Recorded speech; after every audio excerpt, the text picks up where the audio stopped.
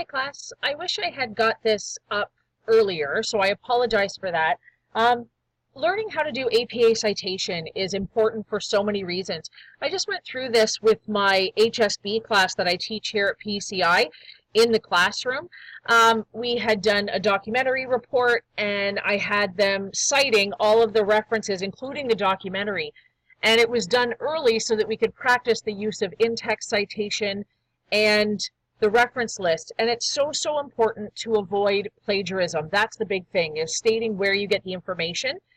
And there's no one in the world who memorizes how to do APA citation, so I'm going to show you a little trick, some tricks that you probably already know, but in terms of getting it right the first time. So some tools that I have used in the past, I've used Citation Machine before, but I'm finding it's filled up with advertisements and kind of harder to navigate.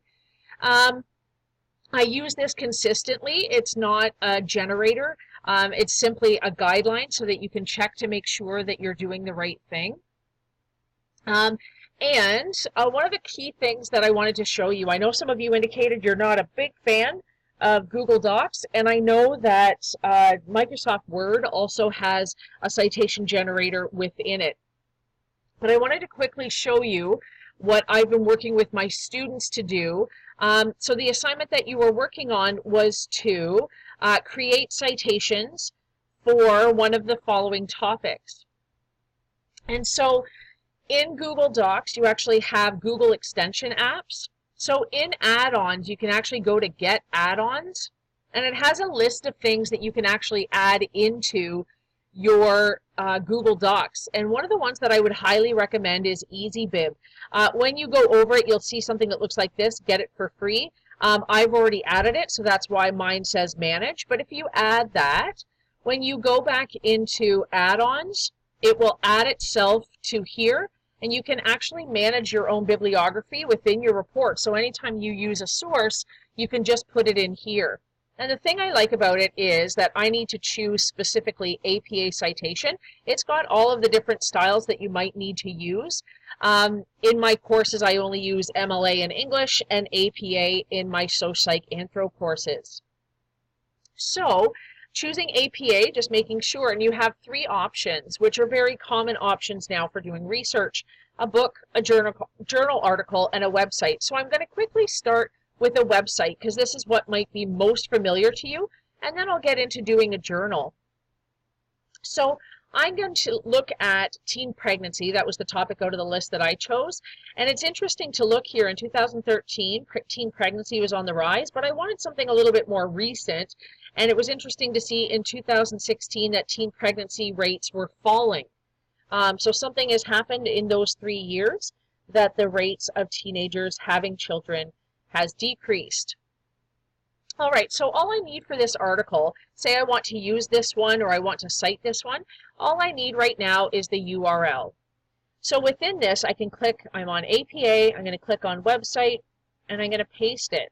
Now, I could go to, I use OWL Purdue, and if I wanted to go to, I could actually look up how to do specifically electronic reference list in electronic sources, and I could look through what the citation is supposed to look like, and I could copy it using this format.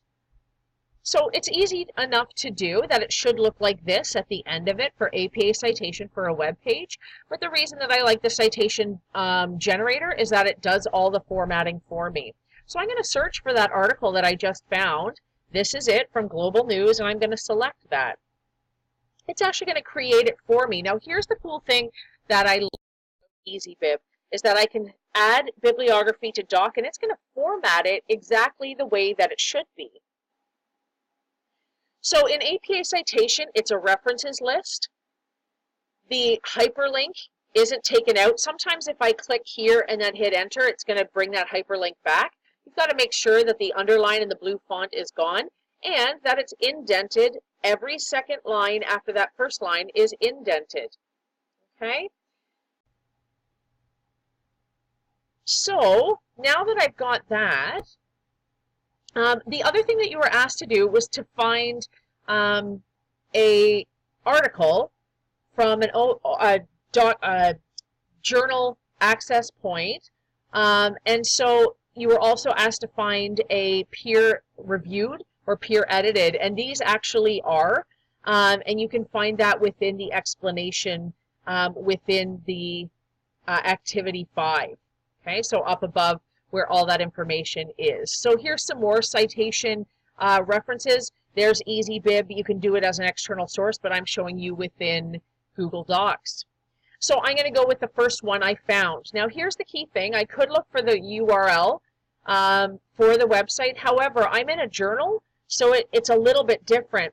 So a way to reference this is called the DOI, and you can actually see this in each of the articles. It has an ascribed number, and if you look here, it actually has journal article. It says enter the title, keywords, or DOI.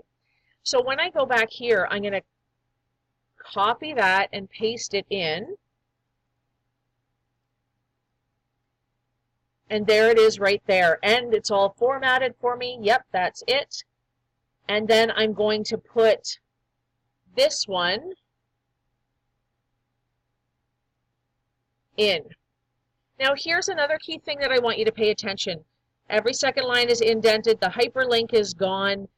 However, the other thing that I want you to pay attention to is that these are in alphabetical order, and it did that for me. Now, it just happened to be that this is the first one that I entered, this is the second one, but your sources need to be in alphabetical order, because when you write bigger papers in university, you might have 10 to 15 sources.